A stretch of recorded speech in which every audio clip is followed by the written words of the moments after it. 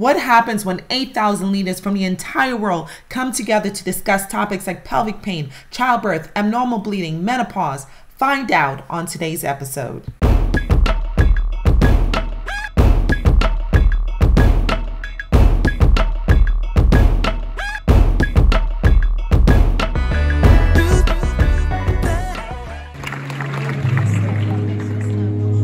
Welcome. Bonjour, mes amis. So it was such a great experience to be part of the FIGO conference, which is the World Congress of OBGYNs, meaning the International Federation of Gynecology and Obstetrics. And if you're wondering why is it FIGO, it's because it's French. And so in French it's Fédération Internationale. So if you guys want to know what the conference was like, it is 500, and you heard me correctly, 500 sessions.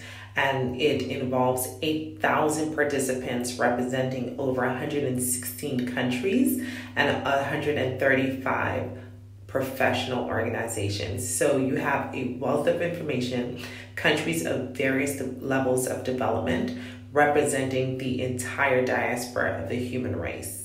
And so the wealth of information was vast, so vast. I have so many things to share with you guys as a result of attending the conference. It was just such a beautiful experience to be in the room with such a diversity of clinicians representing the world, literally the world, 5 regions of the entire world. So I hope that you will follow us to find out some of the latest updates from the experts. So you guys, as I mentioned, there was lots of representation. Look at all of these booths, various companies, various organizations, anywhere from new products that are on the market to updates in nutrition. And of course, there was lots and lots of information. There was literally a bookstore where you can purchase books on just every aspect of women's health, from the overview of obstetrics and gynecology to more specific topics such as your vulvar health, your vaginal health, specifics on methods of childbirth. I mean, everything was covered. There was no stone unturned. And of course, I had to venture in these sections, and I stayed there for just a little bit just to see how updated the new editions were of some of the textbooks that I still have to this day. Nonetheless, I continued to tour around. There was lots of advocacy organizations, as you could imagine, but I spent a lot of time at the training tools. This year, so that's why. So you have all layers? We got 5 layers at least. We got the adipose tissue here, and then we got muscle here, and then we got the bladder. And then finally the uterus. That's super cool. Yeah. Well, so we just got the membranes here, and then you can just pull them back and then deliver the baby. That's why I'm saying it's good for residents to actually practice their skills. Because you can suture on this 500 times. You can? Yes. And it won't destroy it? Yes. So yeah, all these layers, and then you get to here. And then you can compress it. So you see in this image here, it could be like, that's awesome. So it comes with this module and then just the vaginal model. This ring off, and then you can attach the baby. I can show you in a sec. So you can attach a vacuum cup to it. Yeah, and just practice. And just to take this off. That's cool. And then you can just... Want a more realistic training? No worries. They had a simulator on site. You can palpate the fetus, do exams, and deliver. Wow. Really? You can wear it. Oh my gosh.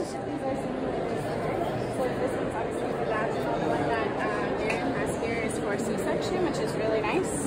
And then the medical product side, we have this and the fetal monitor. So we can use this in the office for our new moms, or is it tailored to its?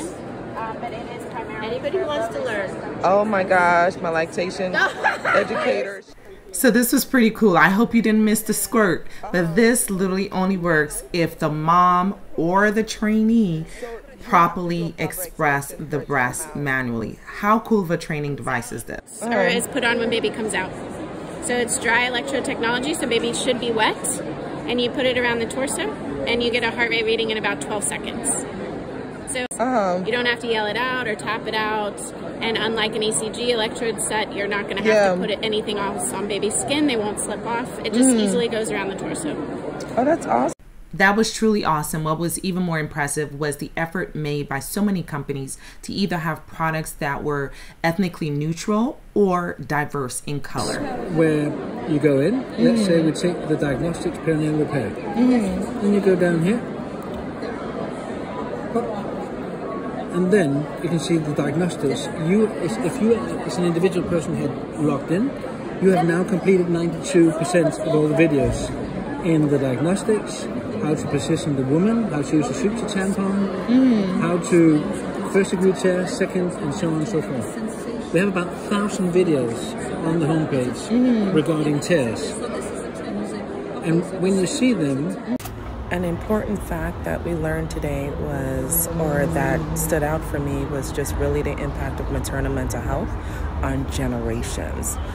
So discussing the fact that maternal mental health has an impact on the mental health of not just her kids, but her grandkids. I also attended this session on PCOS, talked about PCOS management, recent updates, as well as management of infertility associated with PCOS. Just some really, really great information. These were the topics that I chose. Keep it in mind, there are over 500 sessions during this conference, this international conference of just expert panelists, discussions, and presentations. So it's been another great day. Are you offering a more comfortable option? Yes, this is an option that you can do at home. So you get vaginal cells at home with this device and then send it to the laboratory. So no speculum or doctor's appointments. What are that? You would save some hours for everyone. This is only HPV testing and not cytology. So if you have a positive test, you also have to bring them back in. Okay. So devices are always very much present at these conferences, whether national or international. And the effort made is to make procedures and surgery more minimally invasive, meaning quicker, safer, more cost effective. And one of the more common procedure that we talked about all the time is induction of labor. So some of you may be familiar that a balloon method can be used to mechanically open the cervix for induction of labor. Here is the simulator.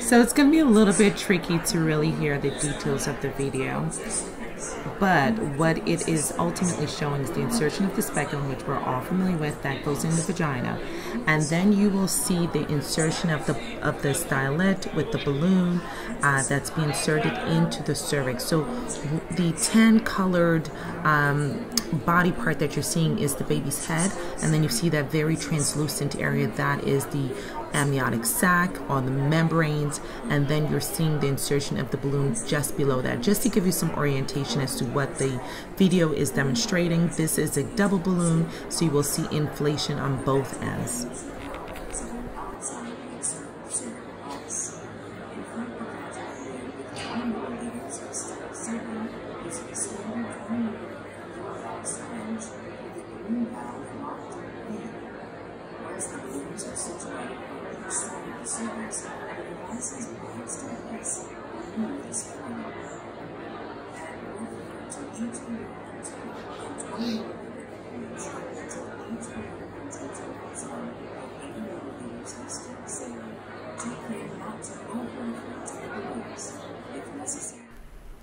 Cook Medical not only presented an animation of the induction catheter balloon that's used, but also the Bakri postpartum balloon system used for postpartum hemorrhage.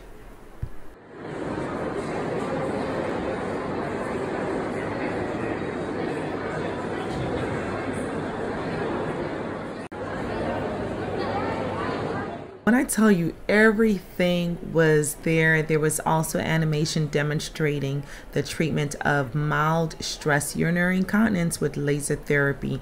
And when I say stress urinary incontinence, we're talking about the involuntary loss of urine resulting from activities like coughing and sneezing or laughing or even wearing heels.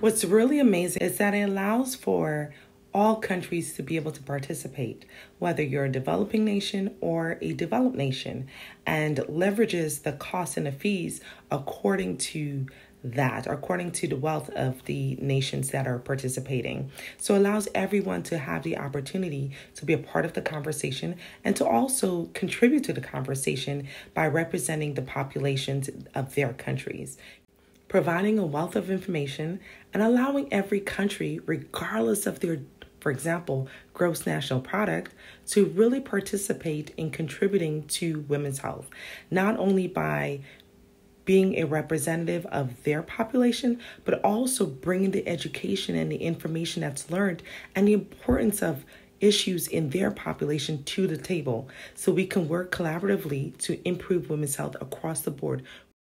There were large lectures and there were more intimate conversations about women's health. And there were poster presentations, another great opportunity to support upcoming researchers in women's health. The first stage of childbirth infections in sub-Saharan Africa. So this is to inform the current treatment empirical guidelines that are used in sub-Saharan Africa. In this systematic review and meta-analysis, we include data from 14 papers and 2,575 women. We demonstrate that there's a positive. Kudos to this young clinician who demonstrated you have got to know your own research just in case there's a technical error and they cannot pull up your presentation. Good job. In the midst of a busy conference, there was an optional opportunity to sit down, dine together, and really get to know some of the faces. Bright and early the next day, we were back at it, discussing the full life cycle of being a woman. Breast health, chronic pelvic pain, pelvic floor dysfunction, and so many other amazing topics. And also we get to see what's new in technology, what advanced technology is being used to improve the health outcomes of women. And we're talking about really critical topics where we can really intervene and improve outcomes, including the control of postpartum hemorrhage and the impact of obesity on our populations. So stay tuned as I share more. And he just receives the data. How much is something like that? It's €100 or $800. 800. Okay. And actually, it what was invented in Israel, so they decided to give it away to the women. It's like when clinics have them. After it away to the women, and after, when they gave the birth, they just take it back to the clinic. Now, what information is it collecting? It's like everything about the pre-birth, let's say, examination. I'm definitely intrigued, but they are going to definitely have to sell me a little bit more on that device. But this one right here, I was sold, because one of the challenges of traveling as a missionary clinician is the fact of bringing devices that you would like to have to really give the high quality of care that you desire.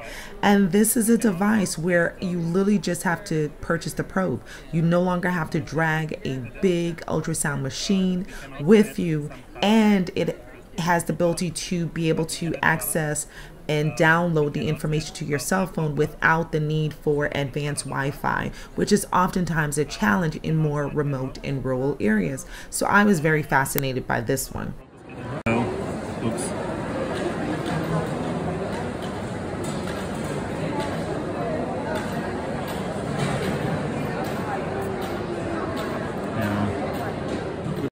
And by far, one of my most memorable and favorite part of this entire conference was to be able to witness the induction of President-elect Dr. Kihara and Beatrice, based out of Nairobi, Kenya. But most importantly, a gold medal.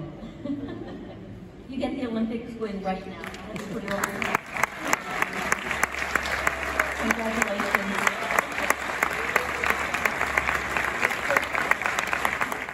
Introducing to the Healthy Bump Club community, Dr. Kihara and Beatrice.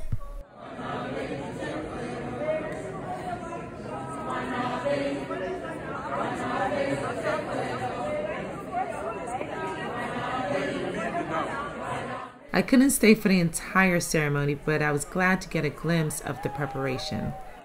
Good evening, everybody. Good evening, everyone. Good evening.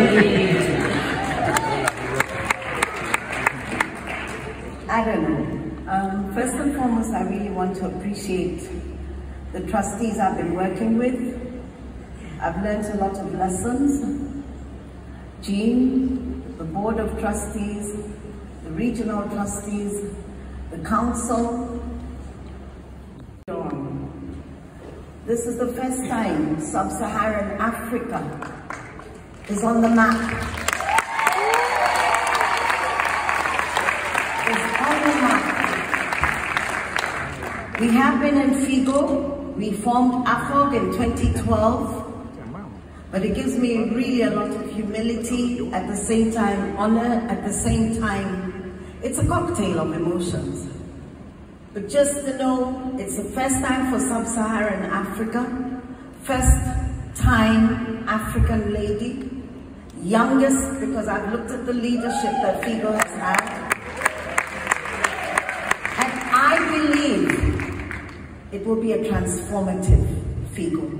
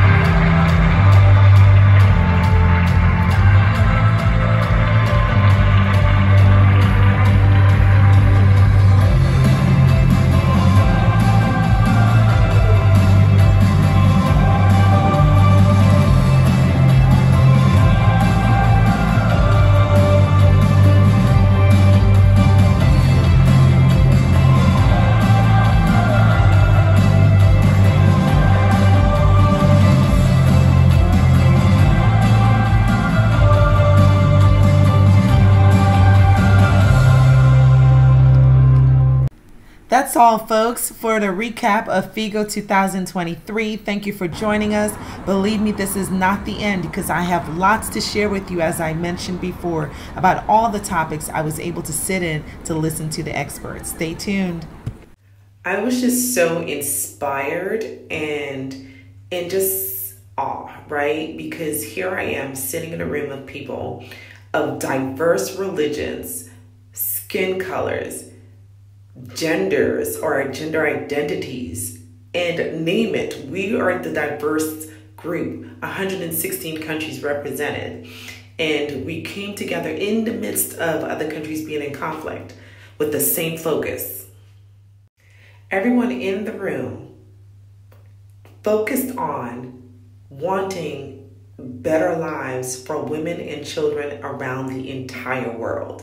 That is our single focus, is to improve the health and the well-being of women and children, knowing that especially in a time of conflict, we are reminded that both groups are the most likely to be disadvantaged as a result of conflicts. The irony of us hearing about these conflicts while at the same time coming together as peacemakers with the same goal, like my heart is just so full because I can't even explain what it's like to be in a room where there's such like-mindedness about the same common goal from people of just every single background you can think of. I'm completely honored.